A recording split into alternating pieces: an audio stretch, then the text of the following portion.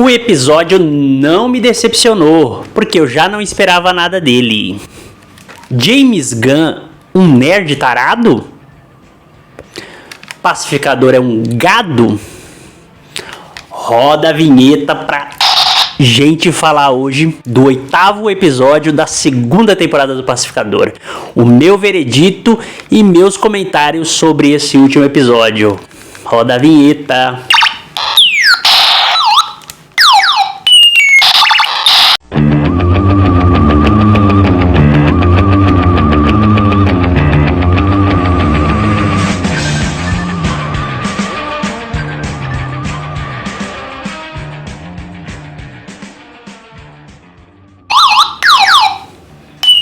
Eu sou Hi Brasil, Jimmy Nada Neutro aqui, o seu nerd leprechal, o seu duende brasileiro, duende BR, bem-vindo à ilha de Hi Brasil. Hoje para falar do quê? Para falar do 8º episódio da 2ª temporada do Pacificador. Eu não me decepcionei com esse episódio, sabe por quê? Porque eu já achei o 7º episódio bem fraco. Eu falei isso no último vídeo que eu fiz sobre o episódio. Já achei ele mal aproveitado. Eu vi que a internet, o pessoal da internet pirou com esse episódio. Mas eu achei ele fraco. Eu achei o James Gunn frouxo de falar sobre o nazismo bem rasamente, de não mergulhar no nazismo. E eu achava que ele tinha que ter mergulhado. O nome do episódio, gente, é Chave Nelson. Referência ao cantor lá que aparece durante o episódio? Não sei, acho que é. O episódio começa com aquele flashback de um mês atrás do encontro tão falado entre tão cobrado pelo Peacemaker, se significou alguma coisa ou não para ela, o encontro do navio, o lance do navio lá. E finalmente a gente tem a conclusão disso. A gente vai saber durante esse episódio o que rolou, que tanto que o Pacificador queria saber, né? Então o episódio ele vai falar sobre esse encontro. Começa com esse flashback. A gente tem uma referência a Big Belly Burger, que é uma hamburguerinha famosa no universo da DC. Aparece, eles se encontram lá. A gente tem algumas nuances ali de atuação do John Cena. Achei ele bom, ele consegue passar uma vibe de cara apaixonado no encontro. Acho interessante. Mas, no geral, esse episódio cagou. Parece um epílogo do que vai vir pela frente. É o que o James Gunn tem pra trabalhar, gente. A gente tem que entender isso. Ele só tem o Superman e o Peacemaker. Então não dá pra você esperar muita coisa. Ele ainda não tem Batman, não tem Lanterna, não tem Mulher Maravilha, não tem Flash. Flash você nem sabe quando que vai vir esse episódio. Esse episódio não. Quando que ele vai trabalhar o Flash, porque o Ezra Miller e o Zack Snyder resolveram cagar com tudo, fazendo aquela bosta de Flash no outro universo. Então nem tão cedo talvez ele apareça no novo universo da DC. Eu acho que errado foi quem esperou muita coisa desse episódio. A temporada toda já via que o James Gunn estava talvez sobrecarregado. Ele estava escrevendo muita coisa, então ele deu uma relaxada nesse episódio. Durante esse flashback você tem ali uma cena da Harcourt e eles, o John Cena cantando, fazendo ela passar vergonha na hamburgueria, ele falando que ela é por que ela tem vergonha de ser especial, mostrando toda a sua paixão que ele tem por ela. Tem uma cena dele saindo da hamburgueria e um cara chama ela de gostosa, ela vai pra cima, o James Gunn ali tentando reforçar de novo a tal do negócio de masculinidade tóxica que ela tem. Ela ia sair pra briga, atitude meio masculina ali, e o Peacemaker vai lá, o Chris vai lá, apazigua os ânimos, como um pacificador, ele pacifica ali e não faz ela dar uma surra no cara, falando que ele estava protegendo o cara, não ela. Você vê ali, o James Gunn, ele é progressista, mas ele dá uma cutucada às vezes no politicamente correto e tal, né? Eu achei que essa cena que o cara a Harcourt zoa as sardas que o cara tem, do cara que mexe com ela, o James Gunn coloca no diálogo do cara: minha mãe me ensinou a ter orgulho das minhas sarnas desde criança, né? Isso é uma cutucada do politicamente correto, né? A gente tem muito hoje em dia que as mães, os pais têm que ensinar as crianças a ter orgulho do que elas são. A uma criança negra ter orgulho do cabelo dela, da cor dela. Eu acho que é o James Gunn dando uma cutucada, hein? Apesar de ser progressista, ele tá zoando essa pautinha aí, hein? O que vocês acham? Eu tô brisando? Pra mim é ele usando as sardas do cara pra dar uma cutucada, zoando a pauta. O que vocês acham? Não sei se eu brisei, hein? Mas achei que ele deu uma cutucadinha.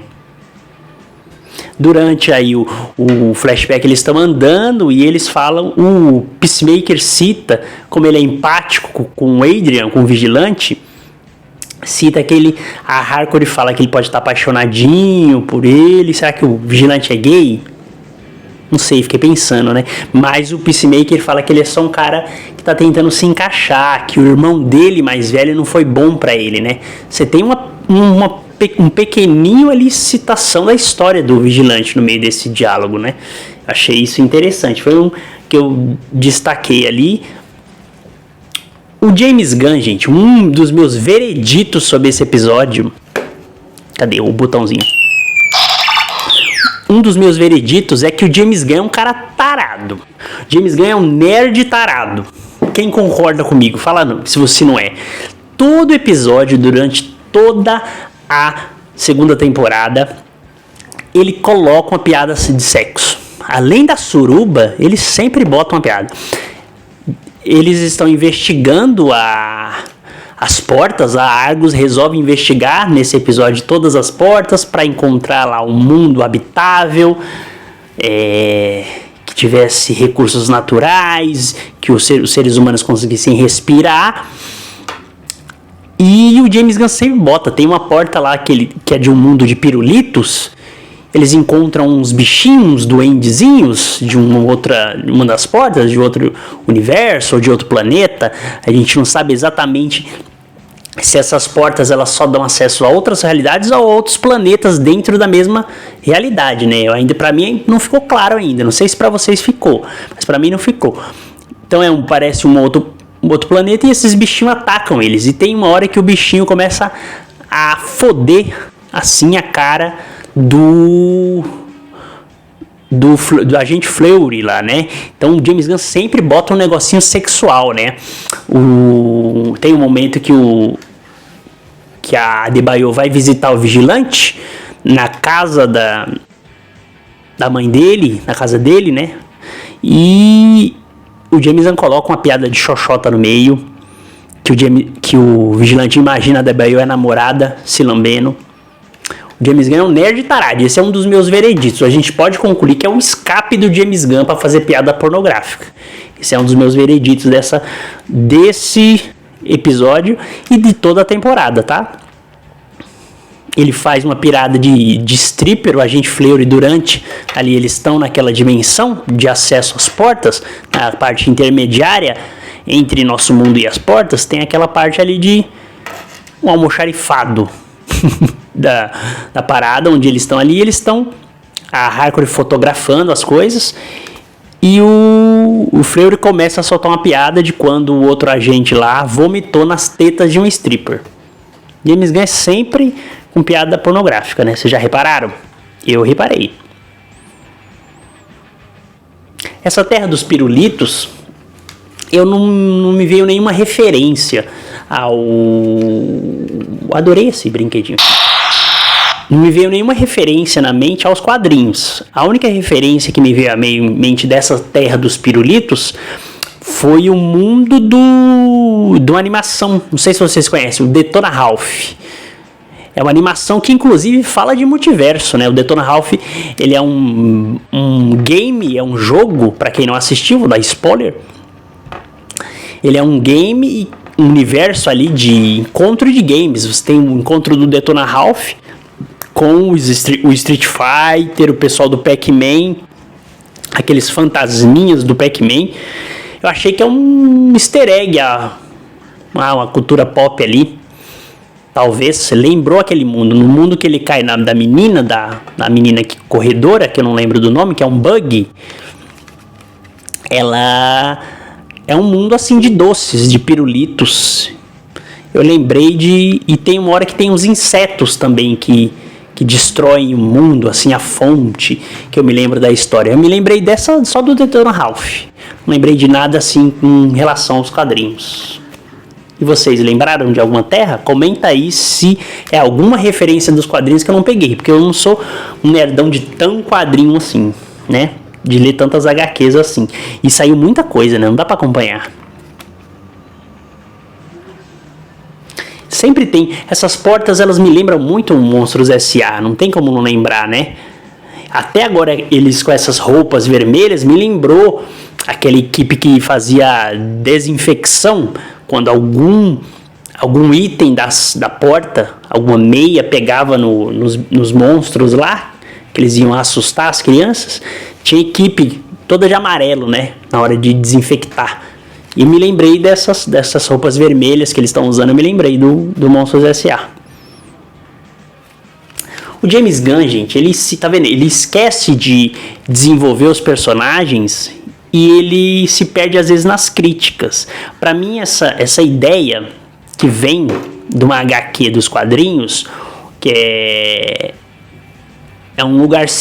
o Economos está discutindo com a Harcourt, no momento que tem um apartamento lá com um monte de porta também, né? Parece um pouco as portas da outra dimensão. E o Economos está entrando, né? Não lembro exatamente o que ele está procurando lá. E ele vai falando, né? Ele vai comentando da suspeita que ele tem que eles não estão fazendo nada de bom ali. Ele achou que era para impedir que uma nova dimensão de bolso acontecesse igual aconteceu em Metrópolis no filme de Superman. Mas ele falando que ele está desconfiando que nada de bom está acontecendo. A Harcourt fala que talvez eles estejam em busca de um lugar seguro. Foi essa a desculpa, na verdade, né? Talvez não.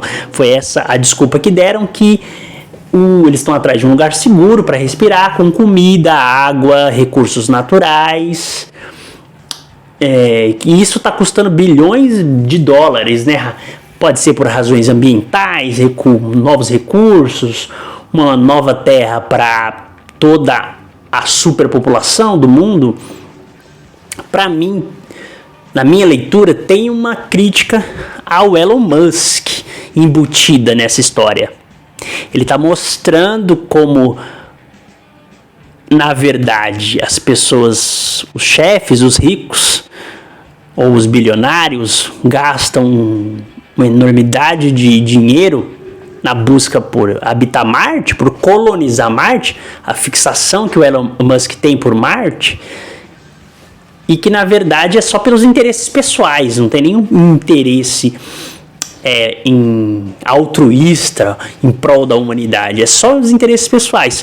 Por isso ele faz aquela cena dos agentes morrendo, né? Cada mundo que vai, eles acabam morrendo, enquanto o Rick Flag Sr. e os outros comparsas do Lex Luthor ficam rindo e cheirando. Ele se perde ali, né? Não tem nada a ver com o personagem do Rick Flag Sr. O Rick Flag Sr. é uma coisa na série do Creature Commandos, na animação. Ele é um personagem totalmente diferente. Além do visual, ele também está totalmente diferente desse Rick Flag Sr. da segunda temporada do Pacificador. Eu acho que ele se perde. Pra mim não tem nada a ver ele dando risada ali junto com o pessoal, não condiz com o personagem. Ele sai de um personagem quase herói no Creature Commandos pra um vilão babaca nesse último episódio. E nem condizendo com aquele pai do começo da temporada que tava querendo que você via camadas ali, o ódio que ele tinha pelo Peacemaker, né? Ele vira uma outra coisa. E ele vira, durante o episódio, ele me parece vários personagens. Ele volta no final do episódio concluindo a vingança dele, né? Mas ali, nessa cena de risada, que o Rick Flag Sr. tem, e eu achei que não tem nada a ver com ele, essa cena. É só ele fazendo... O James Gunn me parece que quer fazer uma crítica a esse pessoal que busca novas terras, né? E não cuida do planeta. É o progressismo do James Gunn tá ali. Não tô criticando o progressismo, gente. Só tô falando que ele está se perdendo nas críticas e esquece de desenvolver os personagens. Para mim, o Pacificador ficou mal desenvolvido na temporada. E o Rick Flag Sr. também tá mal desenvolvido. Ele não tá coerente como personagem. Uma das coisas, gente, que eu achei péssima nesse episódio é que a Eagle, não sei como pronuncia, sempre erro a pronúncia dessa águia maldita. Ela não é a bosta da águia primitiva, a Prime Eagle. Ela enxerga bondade no Pacificador. Você poderia desenvolver nesse último episódio, que é... E para convencer a gente de vez que o Pacificador vai fazer uma jornada de redenção, tem uma explicação dessa ligação dos dois. Dela que é uma águia, um ser orgânico, natural da natureza, que é um ser da natureza. Por que ela tem esse carinho pelo Pacificador? Por que ela tem essa relação com ele? Porque ela talvez enxergue nele um personagem bondoso de verdade, que ele foi realmente destruído, o contexto dele todo com o pai, e ele era programado por uma maldade que ele não tinha, né? Eu acho que a Eagle podia ter sido esse elo para resgatar o Pacificador do que ele decidiu, que é o Anjo da Morte. Ele decidiu se definir assim, só que não usa. A Eagle é pouquíssimo trabalhada, ela está deprimida inclusive porque ele se entregou para Argus. Só que o James Gunn resolve fazer outras coisas. Acho que ele está querendo desenvolver o universo do DCU e está se perdendo totalmente nessa tentativa de desenvolver, porque o Pacificador é a única coisa que ele tem para desenvolver o universo junto com o Superman. Não tem mais nada, né? Então acho que ele se perdeu. Ele poderia ter usado a Eagle, ele entregou esse elemento durante a temporada, que ela é esse ser aí, essa águia primitiva, mas poderia ter usado agora e ficou por isso mesmo, ficou jogado na temporada só para ele colocar de novo aquele ator que ele gosta. Acho que vai dar emprego, né? Deve ter dado para dar emprego para aquele capitão da apropriação cultural lá, esqueci o nome do personagem, o caçador de águias, só para dar emprego pro cara, e ele acaba nem aparecendo depois mais, né? Se ele morreu, se ele não morreu, se a Eagle matou ele, só arrancou o dedo. Acho que foi para dar emprego para aquele cara mesmo, né? Emprego pros amigos, né? Acho que ele estica muito a questão do Adrian. Ele maltrata muito a mãe, né? Tudo bem, isso eu acho que condiz um pouco com o personagem, porque o personagem é um meio psicopata, né? E ele falando que ele é expert em aranha, toda hora ele fala disso. Eu acho que me lembra um pouco uma piada do Adão Negro. No filme do Adão Negro, ele tem fala que o Homem Preto foi que mandou, e ele fica falando esse negócio do Homem de Preto o filme inteiro, repetindo essa porra. E pra mim, o James Gunn faz a mesma coisa com Adrian. É um bom personagem, gente. É um personagem psicopata, doido, muito parecido com o Deadpool, mas ele estica muito. Tem uma hora que você enche o saco. Enche muito o saco ficar ouvindo o Adrian tentando falar essa piada. Pelo menos o meu saco encheu. E eu gosto do personagem, eu acho ele um personagem bom. Mas ele também é um personagem que ficou meio largado durante toda a temporada. Como a Adebayo ficou largada, ela servia ali só para o apoio ali de emocional dos outros personagens. No episódio que eu acho que teria um desenvolvimento bom dela, que era na outra terra dos nazistas, ele corta, ele resolve tudo rápido ali. E não sei porque que o pessoal pirou tanto nesse episódio, não acho tão bom assim. Tão bom não, nem gostei tanto do episódio, né? Aí a Adebayo, durante o episódio, ela usa a psicologia, tal da psicologia reversa, né? Pra convencer o Adrian, o vigilante, a usar o dinheiro sujo pra uma coisa boa, né? Pega uma coisa ruim e faz uma coisa boa, né? Grande coisa, né? Eu achei... Ela fala que é amiga dele, nem nessa relação de amizade dos dois, nem tá tão bem construída assim pra já criar, falar que ela é amiga e tal, né? Mas ela sabe que lá é o único jeito de ajudar o Peacemaker pra pagar a fiança, pra ele sair da cadeia. E é assim que o pacificador acaba saindo da cadeia, né? Uma das portas lá, gente, é de zumbis, né? Eu achei que ia ter uma piscadela para um universo que chama um quadrinho DC Asced, se eu não me engano, ou DC Corrompidos, não lembro qual é o nome da HQ, que é uma HQ que os heróis da Liga, eles enfrentam zumbis. Você vê que na hora que eles abrem a porta lá, tá uma coisa meio de era medieval, umas roupas antigas de época, né? Na época, você vê um chapéuzinho meio francês, assim. Não sei qual que foi a referência que o James Gunn quis fazer ali. Mas também ele não aparece nenhum super-herói zumbi, né? Poderia ter aparecido algum herói, alguma versão zumbi, para entregar um fanservice, né? Mas não entregou, aí só foi um lugar de zumbi mesmo, né? Mas eu lembrei dessa HQ. Os heróis da Liga lutam contra zumbis. Tem uma outra HQ que eles lutam contra vampiros também. Isso é muita nerdice, né? O nerd sempre fica imaginando como seriam os heróis lutando contra o alien, como seriam os heróis lutando contra vampiros. Adoro isso em nerd, né? A gente nerd sempre imagina aquele ator, ele ficaria bem no papel de Hal Jordan, de Lanterna Verde, né? E se esse mundo tivesse um super-herói? Como o Batman agiria num lugar silencioso? Pega o filme Lugar Silencioso, por exemplo. Como os heróis agiriam contra esses bichos? Nerd sempre faz isso, né? Adoro essa parte. Aí você tem o Planeta Salvação. É uma HQ onde Amanda Waller surta não, né? Ela vai lá, pega todos os vilões da DC e joga num planeta, né? É uma HQ que não é muito falada, né? Muito elogiada, não vejo nem falar muito disso, mas é essa referência, né? O Rick Flag-Sierra, numa reunião ali com o secretário de segurança, eu acho, né? Dos Estados Unidos, fala para jogar os vilões, os meta-humanos, nessa prisão, porque ele acha que a Bella-Rev, o Arkham, não dão conta de segurar meta-humanos.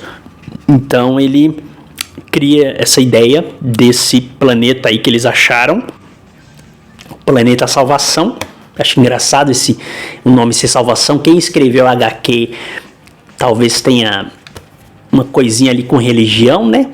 Falar salvação, uma brincadeira com a religião, que sempre fala de salvação, você precisa acreditar para ser salvo. Acho que tem uma brincadeira com religião esse nome, mas é só uma brisa minha.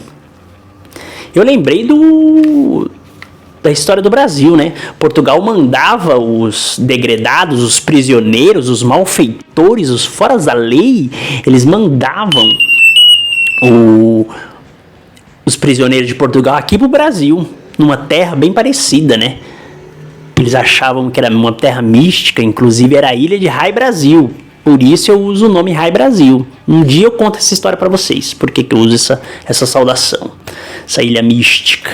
Eu lembrei de Portugal e a colonização do Brasil. Também mandavam os prisioneiros para cá. Muitos dizem que é assim, por isso que o Brasil é essa coisa fodida. Nós temos uma das cenas que eu destaquei, gente, é a cena do término. O término da Adebayo e a namorada. Uma das melhores cenas do episódio. Você entende por que ele planta isso nos outros episódios, agora ele vai desenvolver. E pra mim tava indo para um término mesmo. Todas as reflexões que eu fiz durante as minhas análises sobre o relacionamento das duas, o embate de sonhos, né, quando um sonho choca com o outro, era o caminho por término. Eu achei a cena muito boa. A atriz que faz a namorada da Adebayo é boa, né? Você sente a emoção ali, a dor do término dela chorando. Eu achei boa essa cena. Ela fala: se eu tiver a vida que eu quero, isso vai te matar. Se eu tiver a vida que você quer, eu vou me sentir presa. Então ela vai lá para falar que entende que o caminho delas é separado. E a namorada concorda. É uma cena muito bonita, eu achei. E faz você sentir, né, uma dor de término. Eu achei importante que você tem um casal lésbico que vai além do estereótipo. Ele não tá ali só para ser representatividade. Ele tá ali para mostrar como um casal, ele é um casal normal, um casal como qualquer outro, que tem esses dilemas que todos os casais têm, héteros ou não héteros.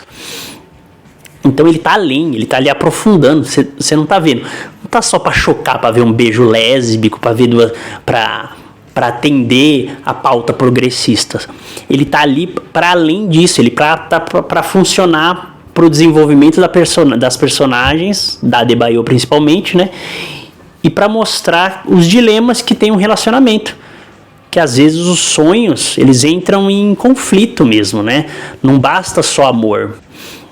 Você precisa ter, às vezes, uma compatibilidade de pensamento e de visão de vida para que as coisas funcionem num relacionamento.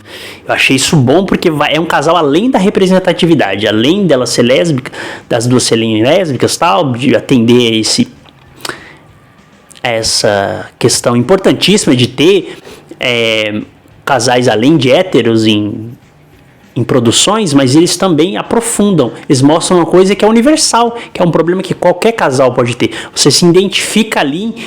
Quem que não lembrou de um término, né? Com alguém que se via que precisavam seguir caminhos diferentes. E isso às vezes reflete que as pessoas mudam. Você vê o que a Adebayo fala, né? Ela vai percebendo, foi se encontrando e você às vezes vai por caminhos que nem você sabia que você iria. Porque as pessoas mudam. O você de 2020, de 2019, não é você em 2025. Nós somos pessoas diferentes, isso é normal. E às vezes durante o relacionamento você percebe que vocês mudaram, vocês são pessoas diferentes, que agora têm desejos diferentes, você se conhece melhor.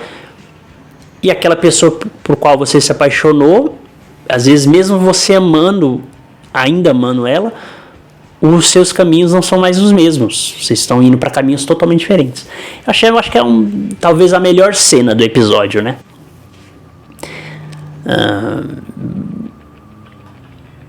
Você tem o Economus, depois tentando distrair a equipe toda lá da Argus para Sacha Bordeaux encontrar o pacificador, né?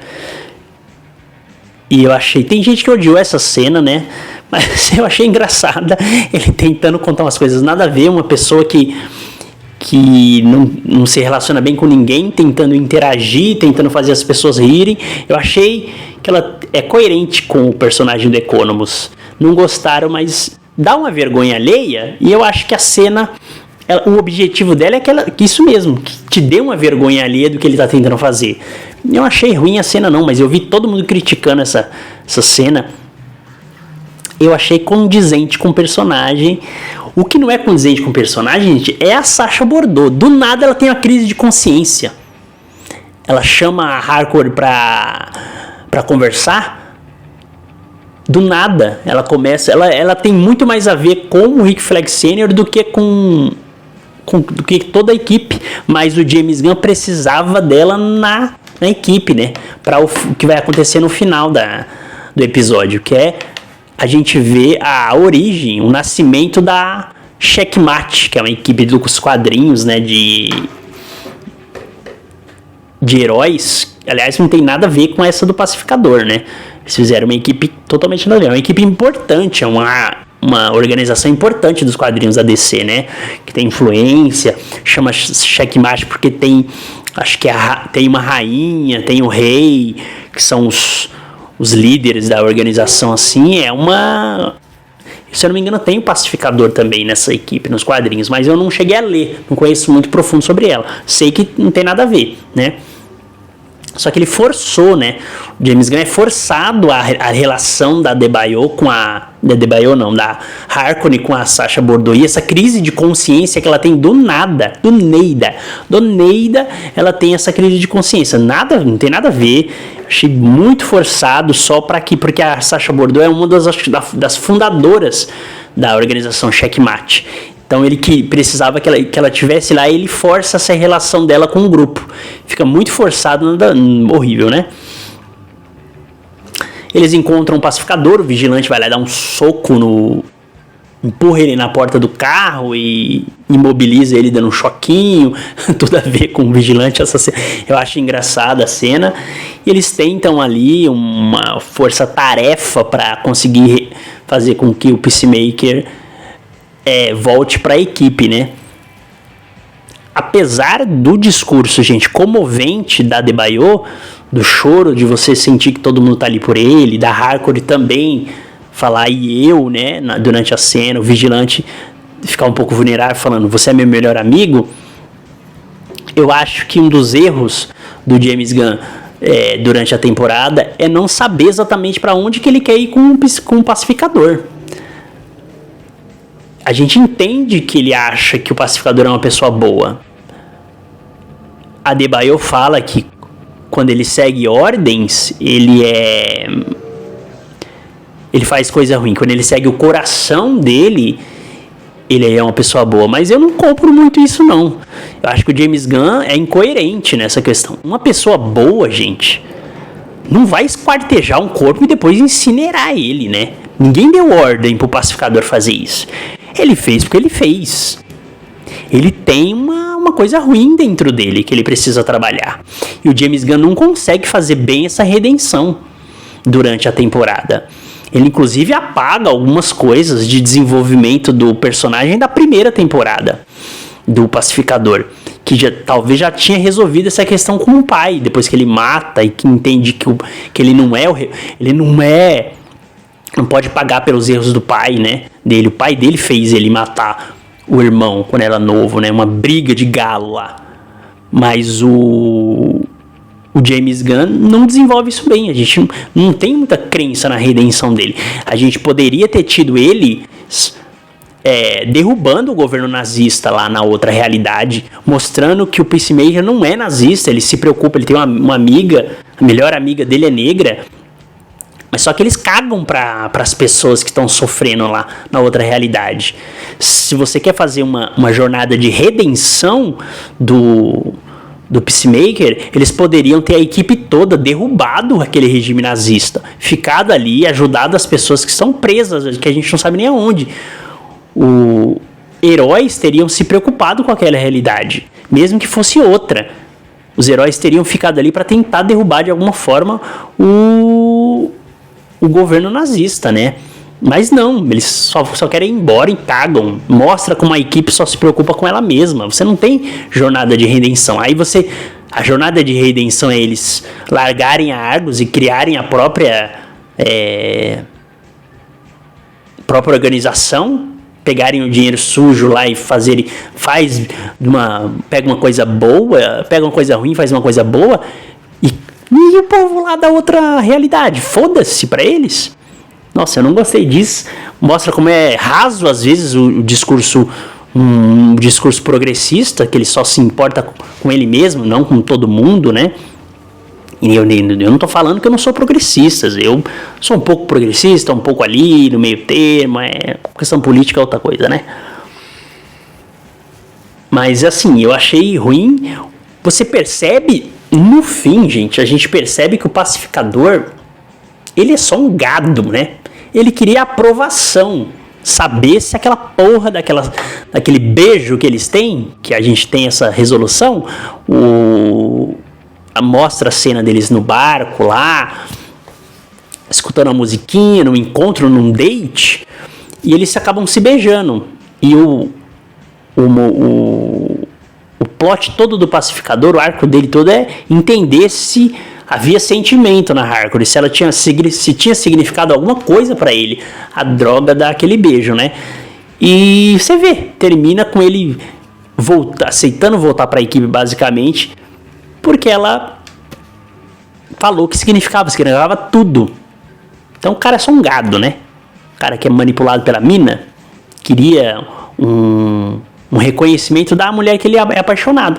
É disso que se trata. A gente tem essa ideia até que essa temporada seria sobre a relação dos dois, até na abertura. A abertura é muito sobre um encostando a testa no outro, ele carregando ela. A abertura fala que vai ser um pouco sobre a relação dos dois. Eu até entendo isso, mas eu acho que ficou ruim. E o dilema dele, se ele é um herói, se ele quer se tornar realmente um herói, achei que era um dilema dele provar que pode ser um super-herói. Esse dilema. E aí depois você termina com ele se achando um anjo da morte. E ele só para de se achar um anjo da morte porque ele tem no fim ele tem a aprovação dela. Significou muito. O cara é só pacificador, é um gado. O que vocês acham? Vocês também acharam que ele é só um gado? Comenta aí, gente. Comenta se eu tô sendo muito exigente. Mas eu achei. E é isso, gente. Esses são os meus comentários sobre o último episódio. Eu acho que a primeira temporada ela é melhor, tá? Ela é melhor, ela é mais redonda, ela seria uma nota 10, tá? Mas essa temporada eu achei, no geral, ela é mais fraca. Talvez seja o James Gunn mesmo pensando em como incluir o Peacemaker em todo esse universo do DCU. Eu acho que ele é um personagem C, D, que não precisa ter essa repercussão toda no universo, tá? Mas ele insiste nessa pira no Pacificador. Você percebe como é um personagem pequeno, coadjuvante. Ele não pode ser uma influência. Gostei que não foi nenhuma reviravolta, não teve nenhuma participação de grande personagem, porque eu não quero realmente que o Pacificador ele seja um protagonista no DCU. Tem outros personagens com melhores histórias no material original dos quadrinhos do que ele. Eu acho que o James Gunn ele acha que ele vai conseguir replicar o sucesso do Guardiões da Galáxia com qualquer personagem que ele pegar, personagem coadjuvante. E não é assim. Se você colocar o Guardiões da Galáxia para sustentar o universo inteiro da Marvel, ele não sustenta, porque não são personagens tão bons assim para sustentar o universo. São personagens coadjuvantes. E o Peacemaker, ele também é isso. O cara virou um coadjuvante na própria história. Se você parar para pensar toda a temporada, ele é um coadjuvante. Ele não é um cara protagonista ali na própria temporada dele. A temporada fica fraca por isso, porque você não tem um desenvolvimento dele decidindo ser um super-herói mesmo, decidindo se ele decide ficar naquela terra e salvar as pessoas negras, decidindo que o pai dele tá errado, nazismo ele finalmente perceber que o nazismo é uma coisa horrorosa e derrubar aquele governo daquela realidade, ele decidir finalmente ser herói. Se você quer transformar ele no herói, quer que a gente compre que ele é uma pessoa boa, mas que esquarteja o corpo de alguém e incinera, o jeito que ele mata os filhos da liberdade lá, de maneira fria, sanguinária. Como que você quer convencer o teu público que o cara, no fundo, é uma pessoa boa só com um discursinho da Adebayo, discursinho da amiga dele? Pra mim, eu não compro. Achei fraco isso. É isso, pessoal. Deixa eu ver se eu tenho mais alguma coisa pra falar pra vocês, que eu separei aqui, que eu lembro agora de falar. Eu vou dar, aqui pra 1, 2, 3, 4, 5, 6, 7. 7 moedinhas de Leprechaun para essa temporada. Uma nota 7 tá bom. Um 7,5, não dá pra me partir aqui a moeda. Um 7,5 para essa temporada. Ela é mais fraca. do que a primeira. É difícil a chegar, porque agora a gente tem um ponto de comparação, né? Antes a gente só tinha ele como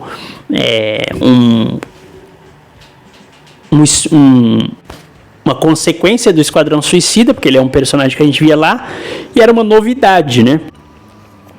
Então, acho que também isso ele enviesa um pouco a nossa análise, que agora a gente tem algo para comparar. A gente compara a segunda temporada com a primeira temporada. Isso dá uma... A primeira é muito boa. A primeira, para mim, ela deu um 10. É uma nota 10. Essa é mais fraca. Acho que o desenvolvimento dos personagens está ruim. O Rick Flag Sr., além de não estar com o visual da Rachel Comandos, ele está também... Como conteúdo de personagem ele tá diferente, são tons diferentes, é uma coisa que eu reclamava no universo do Zack Snyder, os personagens tinham muito tons diferentes de filme para filme, e o James Gunn tá também fazendo a mesma coisa, né, com esse personagem Rick Flag Sr., é um ponto negativo para mim. O Pacificador eu sei que ele também é mal desenvolvido, tem muitas coisas que ele é coadjuvante, eu acho que a gente poderia até ter uma terceira temporada só dentro da Terra Alternativa, com eles tentando derrubar esse governo. Talvez a temporada tivesse que terminar no 7º episódio mesmo. Talvez seria o clímax ideal, mesmo eu não gostando.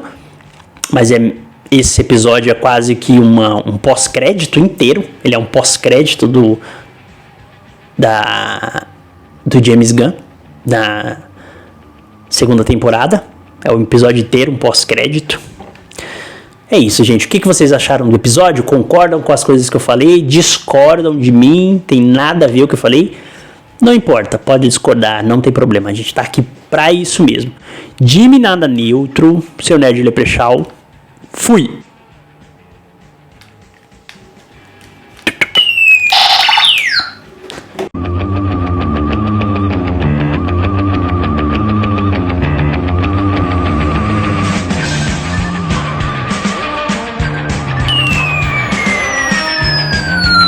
Hi Brasil, Jimmy Nada Neutro aqui pra falar hoje do...